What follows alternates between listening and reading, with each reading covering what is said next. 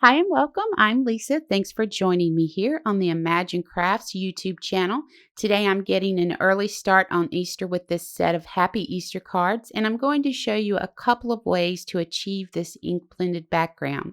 Now I've pulled several Memento inks in pastel colors that I'm going to be using along with a few other products.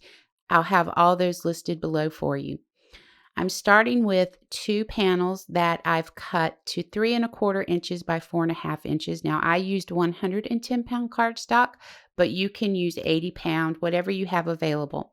I'm going to secure an egg-shaped stencil over one of those panels using a low-tack tape.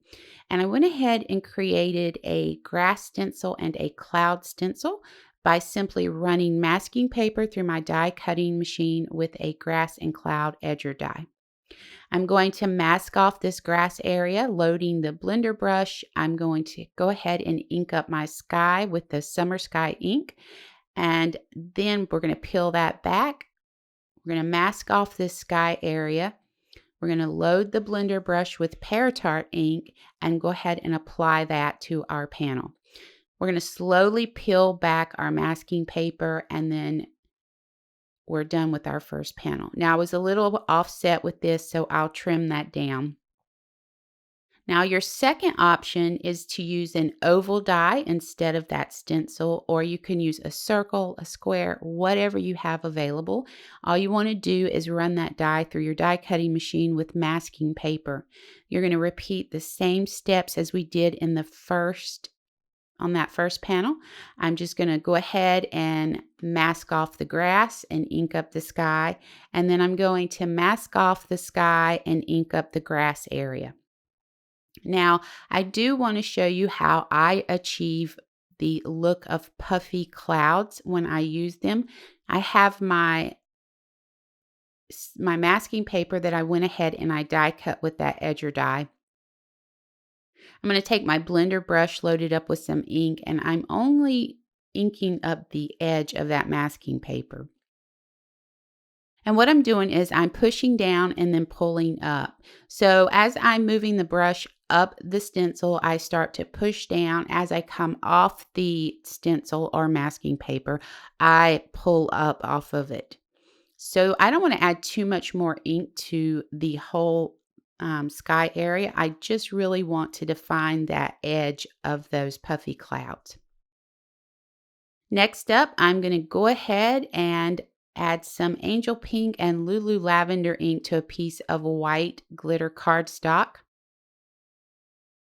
Now, this is a great tip for beginners, or if you've never used cardstock and you want to, or glitter cardstock and you want to try it.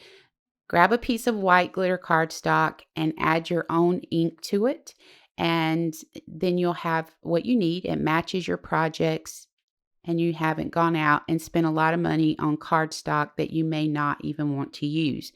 So I'm just going to run that through my little die cut machine with the bunny die.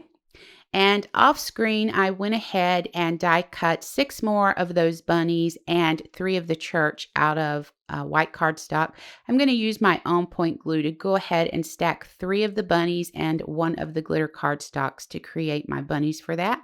Now here I went ahead, took the details out of 2 of those church die cuts. I added Dandelion ink to the windows, London fog to the tower of our steeple, and I'm using my On Point glue to go ahead and stack these one on top of the other. And then I'm going to use On Point glue to go ahead and adhere those pieces to my stenciled backgrounds, and then take those panels and glue those to colored cardstock panels. Now I went ahead and stamped Happy Easter 3 times, and I am using the Angel Pink, Lulu Lavender, and Dandelion inks, and I just stamped onto white cardstock and then trimmed them down with my paper trimmer.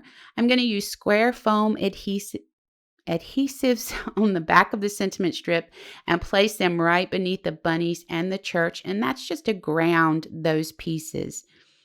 That way our bunnies and our church don't look like they're just kind of floating there on the card.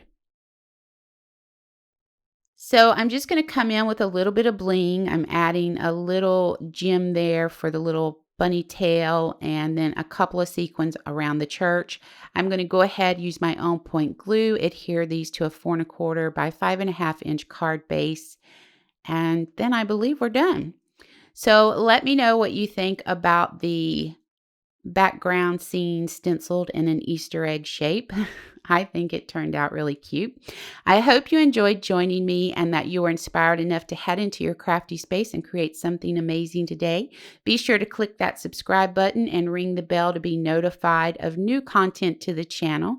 As always, know how much we appreciate you joining us here on the Imagine Crafts YouTube channel. And until next time, keep crafting.